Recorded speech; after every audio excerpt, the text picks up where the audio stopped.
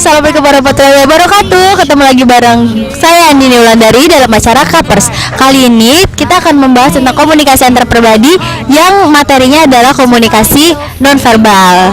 Seperti yang kita tahu, sekarang kita sudah berada di acara salah satu anak 49, yaitu acara bingo. Dan kali ini, di episode kali ini, saya akan ditemani oleh teman saya yang bernama Elsa Jaratun Nisa. Elsa, sama-sama dulu. Halo sahabat A1. Nah, sekarang waktunya kita Akan mencari tahu tentang apa sih itu komunikasi nonverbal menurut pendapat orang-orang. Ayo. Nah, sebelum kita melangkah lebih jauh nih Sya, Andi ini mau ngasih tahu nih. Jadi penyampaian pesan nonverbal itu ada yang namanya kinestik dan okulestik, yaitu penyampaian pesannya melalui mata. Gitu. Kalau misalnya dari mata turun ke hati kan ada yang bilang gitu kan. Nah, gitu juga itu namanya komunikasi nonverbal.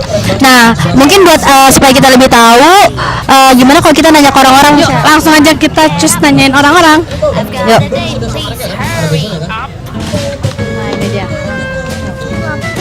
Mbak. Sini dulu. Namanya siapa? Namanya Iin. Anak mana? Di sini dulu. Iin anak komunikasi 49. Oh, anak komunikasi. Nah, berarti anak komunikasi berarti harus tahu dong apa itu namanya komunikasi nonverbal. Yang kamu tahu apa sih tentang komunikasi nonverbal itu? Oh, komunikasi nonverbal itu komunikasi yang tidak menggunakan kata-kata. Jadi dia pakai isyarat, misalnya melambaikan tangan ataupun anggukan kepala, ya seperti itu. Sebelum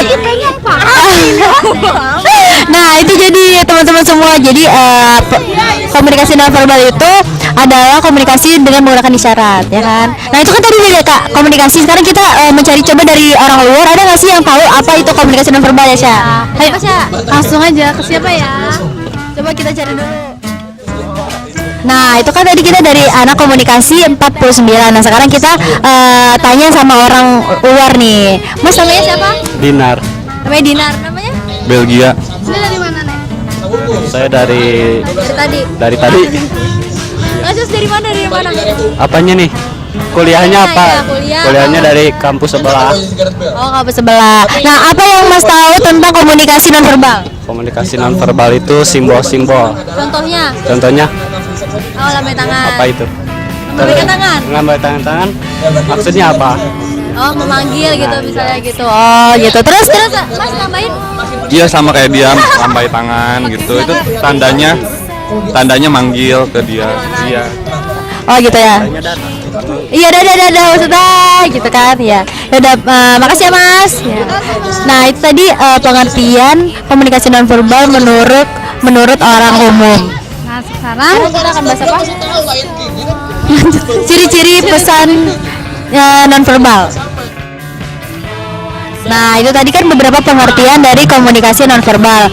Selanjutnya salah satu komunikasi nonverbal itu ada yang namanya bahasa tubuh. Apa tuh bahasa tubuh, Sa? bahasa tubuh itu dapat diartikan sebagai penyampaian pesan non lisan yang menggunakan kemampuan seluruh anggota tubuhnya. Contohnya? Misalnya mimik wajah. Gimana nih? Mimik wajahnya gimana? Marah gimana marah? Nggak bisa.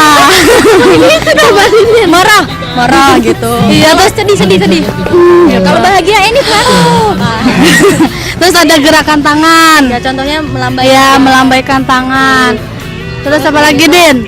Jarak juga menentukan pesan nonverbal. Misalnya semakin dekat berarti semakin dekat hubungan yang dialami oleh dua orang tersebut kan, gitu maksudnya. Nah, selanjutnya ada namanya fungsi komunikasi nonverbal. Yang pertama, menggantikan pesan lisan. Jadi apapun yang tidak tersampaikan dari pesan verbal bisa disampaikan dengan pesan nonverbal. Contohnya dengan mimik wajah tadi, misalnya kamu lagi marah Sya. Nah, marah ya misalnya lagi marah ditambah mimik wajah yang marah kan meyakinkan kalau kamu tuh marah gitu. Yang kedua, menyampaikan pesan-pesan yang tidak enak disampaikan secara lisan. Misalnya gimana sih? Misalnya nih, Andi nih bokeh tekan cukup dengan kayak gitu aja, nggak usah bilang jujur gitu ya. Cukup ya tutup hidung aja. Yang ketiga, membentuk kesan yang mengarahkan komunikasi. Jadi maksudnya saat melamar pekerjaan kan, jadi kita harus memakai baju yang rapi biar direktur atau itu tuh yakin dengan kita. Itu juga termasuk pesan nonverbal. Terus yang ketiga, ya minyak wangi, biar nggak bau ketek ya. Yang keempat itu memperjelas relasi. Jadi apapun yang tidak bisa disampaikan bisa ditambahkan dengan pesan nonverbal gitu. Maksudnya relasi biar. Nah, sekarang ada jenis-jenis komunikasi nonverbal. Yang pertama itu ada kinestik. Apa coba kinestik? Kinestik itu pesan yang kayak gerakan tubuh gitu ya. Jadi misalnya acungan jempol, itu artinya bagus gitu kan. Yang kedua apa? Prosemik, kedekatan. Nah, seperti yang tadi gue bilang, jadi kedekatan juga menentukan pesan nonverbal itu sendiri. Misalnya kan berbeda, ibu dan ayah sama guru dan siswa itu berbeda kan cara kedekatannya. Tuh.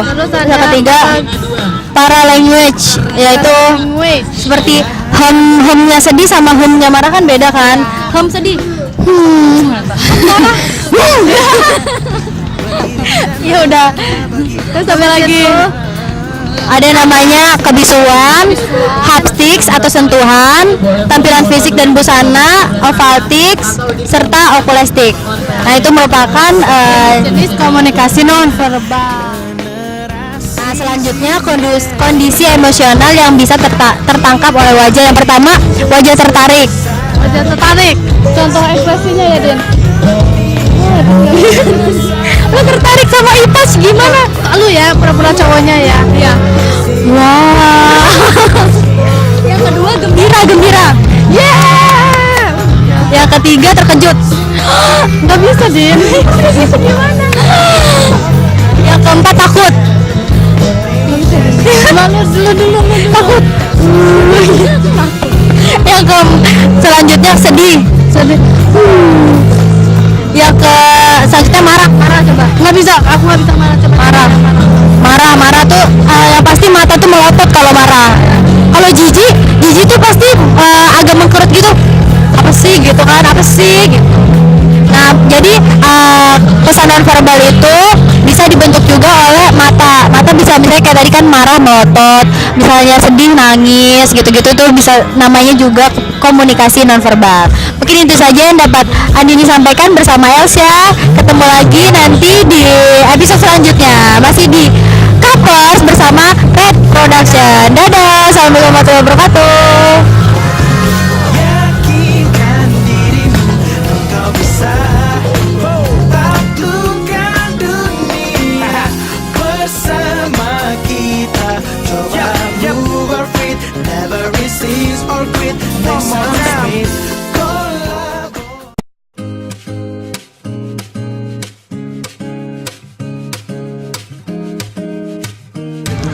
Halo, ketemu lagi bareng saya Andini Wulandari dalam acara Kapers. Kali ini Andini bakal bahas tentang komunikasi nonverbal sama seperti tadi. Tapi sekarang Andini cuma mau menambahkan sedikit bahwa komunikasi nonverbal itu bisa menggunakan bahasa tubuh. Seperti yang kita tahu, bahasa tubuh pada dasarnya merupakan penyampaian pesan dengan menggunakan tubuh sendiri sebagai penyampai pesannya. Jadi tidak secara verbal. Contohnya misalnya kita menangis, marah, atau melambaikan tangan kan seperti yang kita jelaskan tadi.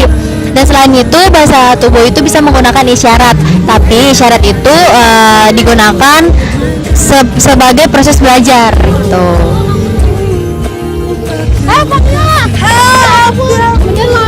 Iya. Ada aja. Kamu lagi ngapain di sini? biasa lah. Kamu sekarang di mana ya? Di Bantar Jati. Bukan nih Kamu jangan.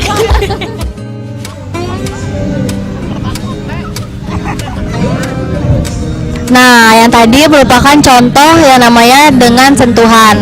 Sentuhan merupakan aspek penting dalam komunikasi antar pribadi, sekaligus juga menjadi hal penting dalam membangun relasi antar manusia.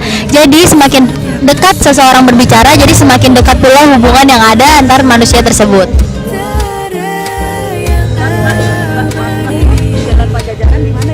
Jajaran mana ya? Jajaran Pajajaran. Oh, sebelah kanan. Ada lurus aja nanti belok kanan mentok.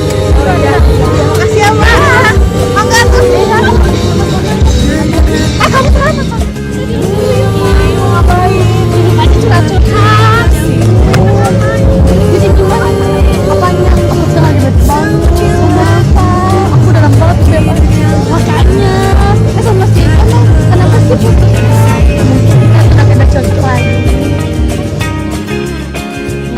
pribadi merupakan contoh bahwa keakraban itu merupakan komunikasi yang akan membawa seseorang itu ke zona pribadinya. Dan sedangkan untuk urusan sosial, orang cenderung mengambil jarak dan menempatkan lawan bicaranya tidak terlalu akrab. Begitu. Jadi itu merupakan salah satu contoh bahwa keakraban juga bisa ditandai dengan jarak yang dimunculkan dalam suatu komunikasi.